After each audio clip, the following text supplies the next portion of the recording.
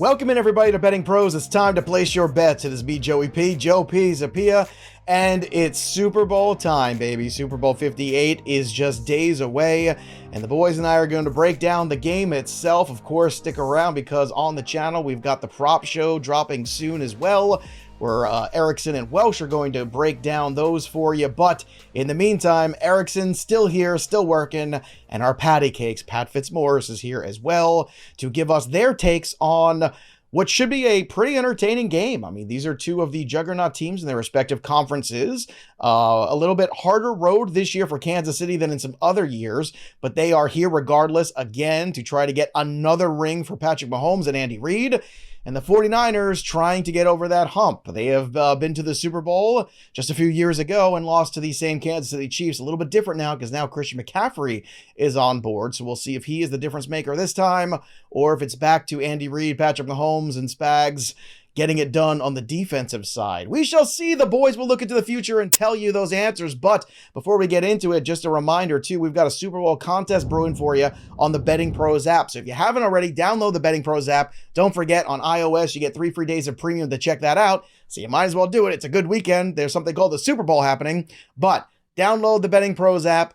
Then join Betting Pros group Super Bowl 58 contest. That's it. Place a minimum of 5 NFL bets on the Super Bowl, and you're entered to win. It's just as easy as that. And first prize wins a Fantasy Pros / Betting Pros premium subscription, plus $25 to the gift shop, so you can buy a cool sweatshirt for Betting Pros, like the one Erickson's wearing on today's show. So there's all kinds of swag, hats, t-shirts, whatever it is, you name it, they've got it. And second place through fifth place is going to get a $25 gift card as well. So there you go. Free stuff. Everybody loves free stuff. But boys, let's set the stage. Super Bowl 58. Here is the tale of the tape. The Kansas City Chiefs are again an underdog for the third week in a row. Stop the insanity. Why do you keep poking the bear? That's what I want to know, Vegas. Why do you keep poking the bear? I think it's because they knew if they made the Kansas City Chiefs favorites, there wouldn't be as much action as they'd like on the game. So let's make them just barely underdogs, just enough to wet your whistle, just enough to get excited. So here's the line. The Kansas City Chiefs plus 2.5, minus 15 over on FanDuel. San Francisco minus 1.5 at minus 110 you can get right now. The best over-under everywhere pretty much is 47.5, minus 110. That has not changed. If you like San Fran on the money line, you're getting minus 124. Or if you're like me and you like the Kansas City Chiefs to get another ring and continue their collection, plus 110 on the money line. So I'm staying with the narrative. Pat Fitzmaurice, once again, the Kansas City Chiefs, make them chase, make them think they're underdogs, poke the bear, and the bear is going to eat and rip your arms off and beat you with them. And I think that's what's going to happen here. So tell me if I'm telling lies. Pat Fitzmaurice, what do you think of the tale of the tape? Let's talk about the Super Bowl. So I thought I saw something, Joe, where 74%, 76% of the bets that had come in so far were on the Kansas City Chiefs. And yet the line has really not changed since it opened. So that means fewer bets, but maybe more of the sharp money is coming in on the 49ers. And that would be one thing that would give me pause if I were interested in betting in the Chiefs. The other, I can't forget how bad the Chiefs were over most of the second half of the regular season, from a 15-point loss to the Broncos in Week 8 to that embarrassing home loss to the Raiders on Christmas Day. 3-5 over a 9-week stretch. 9 weeks, 8 games where they were just a very mediocre team. Yes, they have gotten the wheels back on for the playoffs, but Miami obliterated by injuries on defense. Buffalo dealing with some injuries on defense, and the Bills just kept shooting themselves on the foot in that game. And then the Ravens, who just inexplicably played a terrible game last week and completely abandoned the running game, even though the Chiefs are like 27th in DVOA against the run. So yes, they've been impressive in the playoffs, but I think quality or lack thereof of opponents has had something to do with it. Now, granted, the 49ers have not exactly been great in their 2 playoff games either, but I feel like time out, maybe... Fitzy. Okay. Time out a second. Okay. I'm curious. I don't want to cut you off here, but I did just cut you off, so I'm a terrible person. Sure. No, please. What about, so am I supposed to be impressed by the 49ers beating up on the Jaguars and the Seahawks twice and the Commanders? Because the one team that they did face in the second half of the regular season, before we even get to the questions about the playoffs, was the Ravens, who beat the tar out of them in their own building 33-19. So what about that? Like, doesn't, if the Chiefs bother you and some of the lackluster performances, what about these W's where the 49ers just kind of beating up on the lesser teams, but anytime somebody of quality from the AFC came in, they got their butt kicked? Well, I mean, they did lose that game big time to the Ravens, and they had a 3-game losing streak during the season. So yes, both of these teams are somewhat flawed. I feel though, Joe, like Kansas City has thrown its best punch in the playoffs and the 49ers have not yet. And but I don't know, if we want to get granular on this, I feel like it's going to come down to how well Brock Purdy handles the blitz. Because we know Steve Spagnuolo is going to blitz the heck out of Purdy. Like he does. I mean, the Chiefs ranked in the top 6 in blitz rate on every single down. First down, second down, third down. I think they led in second down blitz rate. They blitz on about 33% of opponent dropbacks. But here's an interesting nugget from an analyst named Tej Seth, a very sharp fellow and good Twitter follow. Tej pointed out that on plays where Brock Purdy was blitzed this season, he had a rate of 0.42 expected points added per play, highest EPA per play against the blitz of any quarterback in the league. And he actually had a higher average depth of targets on plays where he was blitzed than on plays where he wasn't blitzed, which is kind of rare. Normally it's like little hot route dump offs.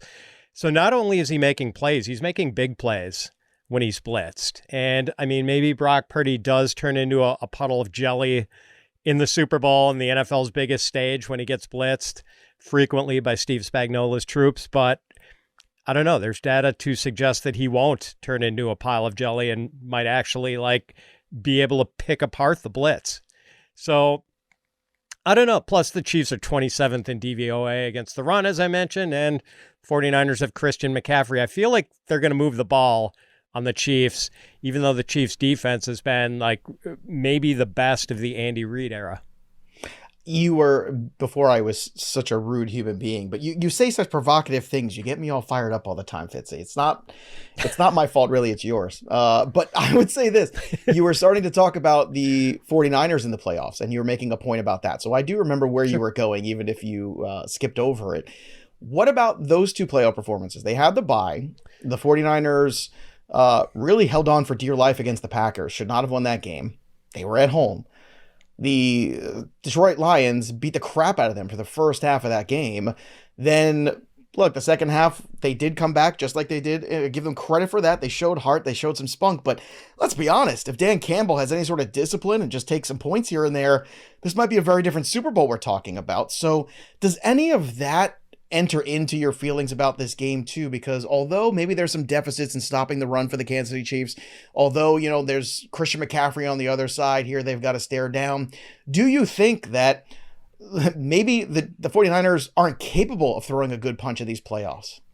It's possible. I mean, they've not defended the run very well. They gave up 108 rushing yards to Aaron Jones. I think they gave up 138 combined rushing yards to David Montgomery and Jahmyr Gibbs last week. So maybe Isaiah Pacheco can do some major damage against them on the ground. Brock Purdy played poorly, I would say, against Green Bay. Maybe a little better against Detroit, but he was rough in spots, and like his biggest completion of the game clanged off a Lions defender's helmet and directly into the arms of Brandon Ayuk. So, yeah, I mean, really, like the best part of Purdy's game in the playoffs, either playoff start he's made, was like the opportunistic scrambling he did against the Lions at key points in that game. So, I do think you can certainly pick out ways where, like, it looks like the Chiefs have the advantage, have been playing better in the playoffs. But during the regular season, I mean, I think the 49ers were the superior team. I know some of the power rankings systems like Massey Peabody say that on a neutral field, 49ers should be favored by like 4.25 points. So like maybe the 49ers are actually a bargain according to that system.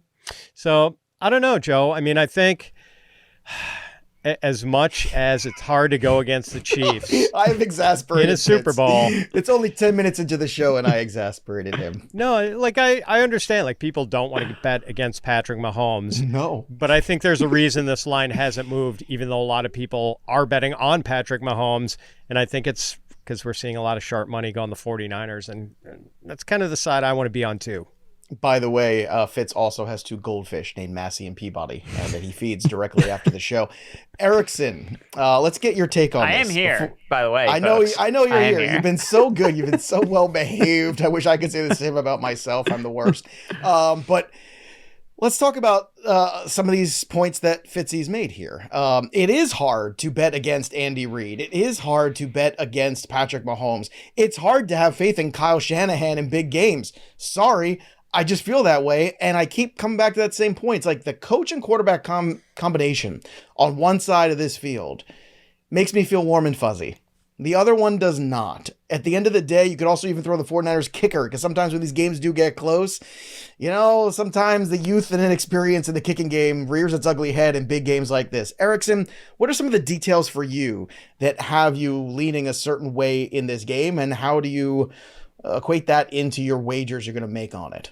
So despite Fitz's compelling argument for the 49ers, I'm firmly on the Chiefs side of things with you, Joe, whether it's Chiefs money line or Chiefs against the spread. I mean, just looking at the recent track record again, going back to that Christmas game against the Raiders, basically up to that point, like the Chiefs have been lights out.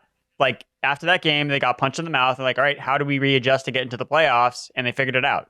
They're playing great defense. They're running the football. They're not putting Patrick Mahomes and, hey, you got to drop back 45 times a game with these receivers that can never get open or are not reliable. They've gotten Rashee Rice more involved. Travis Kelce, who we didn't really talk about earlier, he looks healthy. That extra time off when they took off week 18, like, remember, he entered the season missing the first game of the year because he almost like suffered a knee injury. So he's probably playing the healthiest he's ever been and knows like, hey, this could be my last game ever. I can gut it out. Like, I know this is show up or put up time for Travis Kelce, who is the number 1 receiver for the Chiefs. And obviously, usually Rashee Rice you put up been, first, then you show up. Whatever. Or one you of do the whatever. two. Travis Kelce can do whatever he wants. He's dating a celebrity. That's so he right. can do whatever he wants. That's so those are things I'm looking at. And from the X's and O's standpoint, I guess for me, I feel more confident that the Chiefs, with Patrick Mahomes as their quarterback, have a better chance of exploiting a 49ers defense than Brock Purdy exploiting the Chiefs defense. Like Spagnuolo, we've seen him shut down the best offense ever. And whenever we've gotten these matchups before where it's like, oh, this juggernaut offense versus elite defense in the Super Bowl, who wins? The defense. We saw it with the Patriots 07. They lost to the Giants. We saw it with the Broncos, but Peyton Manning against the Seahawks. What happened? They got destroyed. Like, I just relying on that offensive juggernaut. Again, they faced the Lions and Packers, 2 defenses that were horrible at times this year. And now they're facing the Chiefs. I think it's not like a 1 tier above. It's like 2 tiers above the Chiefs defense has played versus the Lions and Packers. And they got lucky in both those games to come back because they were facing bad defenses that they could score points on late. They're not going to be able to score points late against the Chiefs. The Chiefs, I think, are it's like a perfect record towards the under in the second halves of games because their defense doesn't give up points in the second half. So it's like if the 49ers they do are trailing, make adjustments very well too. they're not going to score any points. So again, we know the 49ers work best as front runners. They've obviously, kind of knocked that narrative the last 2 weeks because they've been able to come back from deficits, but it's been against teams that are horrible on defense that give up leads. Especially in the secondary too. I mean, exactly. The Detroit Lions secondary is not one to write home about. And the Chiefs secondary is one of the best. You have McDuffie, you have Snead, you have guys that actually match up with all the pieces that the 49ers have on offense. Like there's not a lot of defenses that can say, hey, we can put Snead on Samuel or McDuffie on Ayuk. And we feel good about those matchups one-on-one. Usually you have maybe one guy that can stop one of those players, and that makes it so much easier. Now, again, with McCaffrey, I think that ultimately is the 49ers' way of winning this game. I really think it is a McCaffrey game, like takeover, and that's why looking at the odds for MVP, I wanted to get Fitz's opinion on this. So if the 49ers are favorites, why is Brock Purdy not the favorite to win MVP? It's a great question, Fitz. That's something I think is so interesting because we almost always see the Super Bowl MVP usually goes to the quarterback, but the fact that Mahomes is the favorite to win Super Bowl MVP, which line is wrong here? Because clearly there's some disconnect between that Super Bowl MVP odds and the odds for the game. Because it's basically split between Purdy and McCaffrey. It's what, plus 20, is it plus 205 for Purdy and plus 240 or something like that for McCaffrey? Last I checked. So basically, you're saying that McCaffrey is really in this mix, even though it's typically the quarterback award. Put it this way: I've got a bet on McCaffrey to win MVP, but not a bet on Purdy. That's what I would. But I think that's the bet I would make. If I was going to bet on the 49ers, I would just bet McCaffrey MVP. Like, that's how I would approach it instead of 49ers money line, 49ers cover the spread, because that's how you beat the Chiefs. Is McCaffrey goes for like 150 yards, scores 3 touchdowns, and then they can win the game because Mahomes isn't getting the ball, and they've been able to run the ball, establish the run with CMC. So I think, again, I like the Chiefs from a game to win outright, but I'm looking for a value play. How can I hedge a little bit and still get a solid payout? It would be on the McCaffrey MVP. Look, if you think the Chiefs are going to win, you could also just bet Mahomes MVP at plus 135. That's a better number than you're getting on the money line. If you've got one bet to make there and you think the Chiefs are going to win, don't bet the Chiefs at plus 110. Just bet him at plus 135 on Patrick Mahomes instead, because it's a good chance he is the MVP. I know the Kelce one's a fun idea, especially with the notion that part of it is a fan vote, when we know there's a certain group of people out there who are going to be very, very active voting, and 2 of them live in my house. Those will be my daughters doing that. So we know how you guys feel about the game. We know we're on opposite sides of it, which is fun. That makes good theater. Let's talk about the total, 47.5. That's the number. Erickson, it feels like from our conversations, you're pushing towards the under. Why? Well, I look at these two teams again. If I think the Chiefs win this game, I think it's because their defense dominates. And if that's a case, then we're going to probably see it go under the total. Like, the Chiefs are not entering this game. I guess, I don't see either team entering this particular matchup and saying, we need to light the scoreboard on fire. Because that's when you see shootouts happen. When the teams are like, hey, we need to be super aggressive. We need to go for it on 4th down. Like, those obviously might happen in situational plays. But I think that both teams kind of feel comfortable, kind of entering this game a little bit slower and being like, let's feel it out. Like, we know this game is going to be tight. We need to be aggressive when the time calls for it, but not necessarily be stupid and try to score as many points as humanly possible. I don't think that's a recipe, especially on the Chiefs side. They don't win shootouts. They're going to lose this game if this game goes over, in my opinion. Again, going back to McCaffrey goes bonkers. I don't know if the Chiefs have the firepower to match them with Kelce, with Mahomes, and Rashee Rice. I just don't think it's enough because, again, looking at just the entire personnel, 49ers offense should be better. It's better in every single statistic when you look at offensively. But defensively, the Chiefs dominate over the 49ers defense. So, again, I could be totally wrong about this game, and it could be a high-flying affair, and the 49ers win, but that's how I lose. I'm okay with that. But if it goes under, I think the Chiefs are going to win. Again, they're undefeated when they don't allow 17 or more points this year. 17 is the key number there, and that's why in the Fantasy Pro show, I talked about my prediction being 24-17, Chiefs win. Fitz, where are you staying on the over-under 47.5?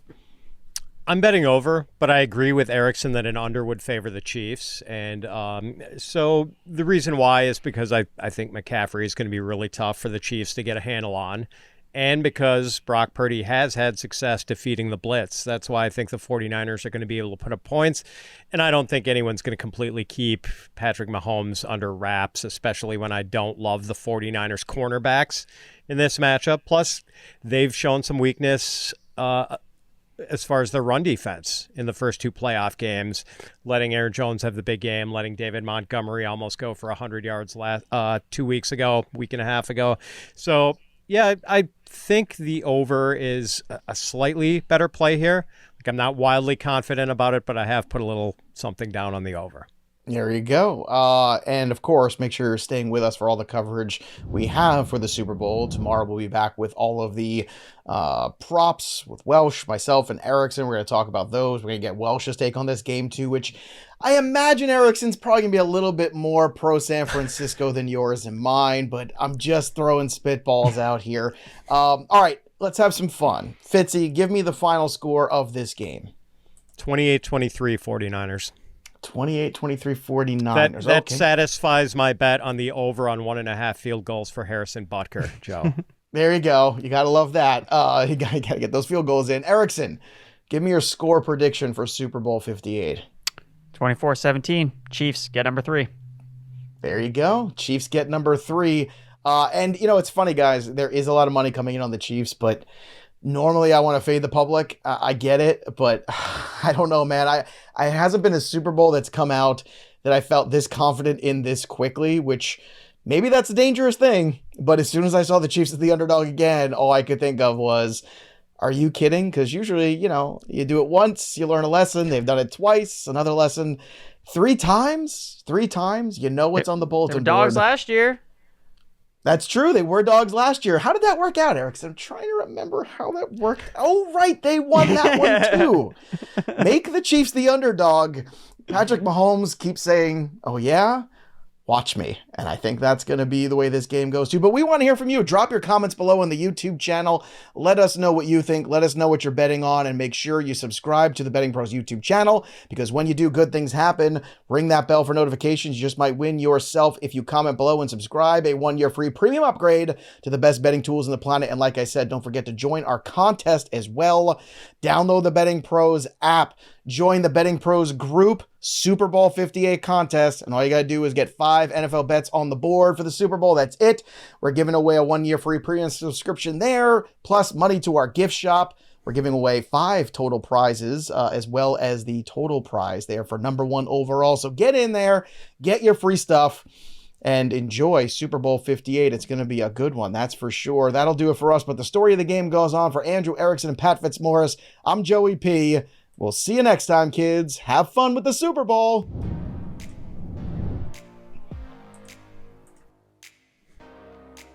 That was good. Nice. That was fun. Nice tight 20 minutes.